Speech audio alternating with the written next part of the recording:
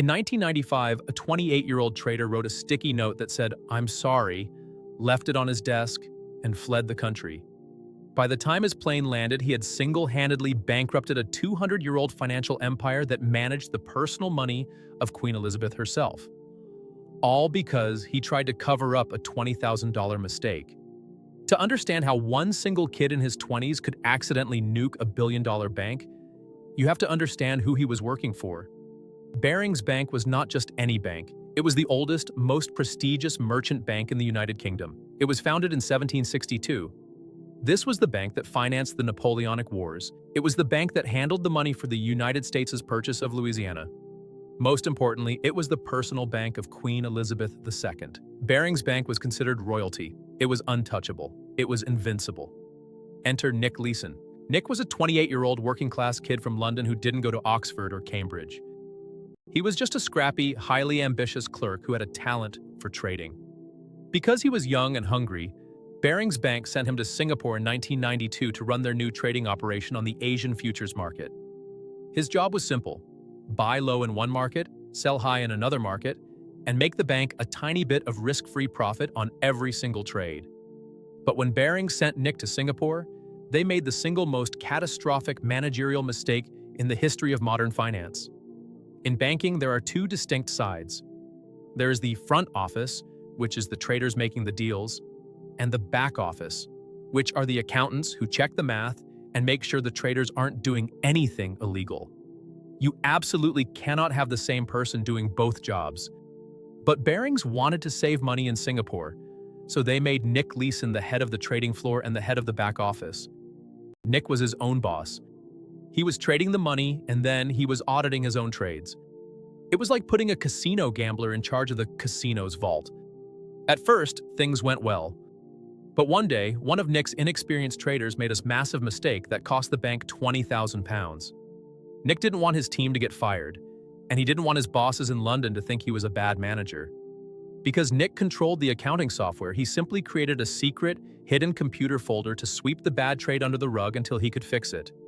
He named this hidden folder Account 8888.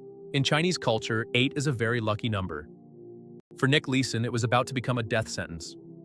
Nick started doing secret, highly unauthorized trades using Account 8888 to try and make that £20,000 back. And incredibly, it worked. He made the money back, covered up the mistake, and no one ever knew.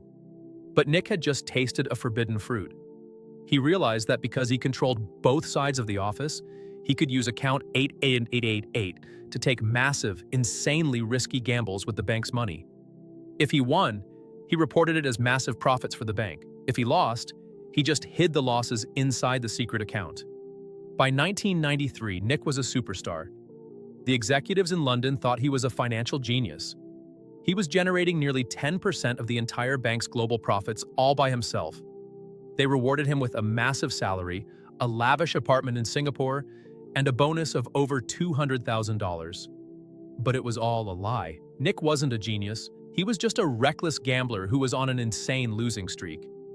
By the end of 1994, Account 8888 was secretly hiding over $300 million in losses. Nick was in a state of pure panic.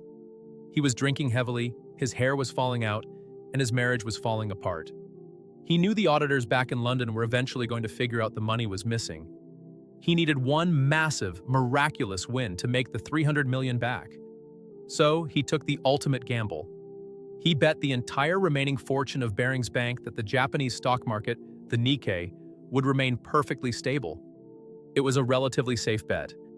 The Japanese market was strong. But then, on January 17, 1995, the impossible happened. A massive, catastrophic earthquake hit Kobe, Japan. Thousands of people died, the city was leveled, and the Japanese stock market completely collapsed. Nick's positions plummeted. He was losing tens of millions of dollars every single hour.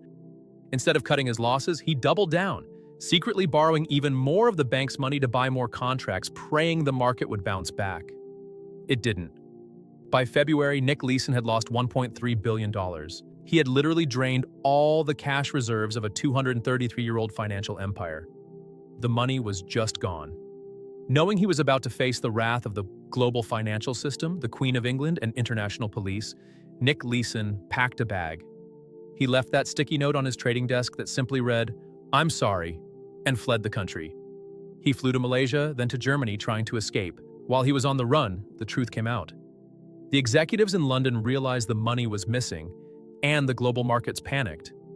Over a single weekend, Barings Bank was declared completely insolvent. The oldest bank in the UK was completely wiped off the map. It was ultimately sold to a Dutch company for exactly £1. Nick Leeson was arrested at an airport in Germany, extradited back to Singapore, and sentenced to 6.5 years in a brutal, gang-run prison. He eventually survived a battle with colon cancer in prison, was released early, and ironically, he now makes a living giving speeches on corporate risk management. Nick Leeson proved that a single lie can bring down a billion-dollar empire in a matter of days. If you love wild stories of massive historical blunders, click the video on your screen right now to see how Pepsi accidentally bought the 6th largest navy in the world. Hit that subscribe button, and I'll see you in the next one.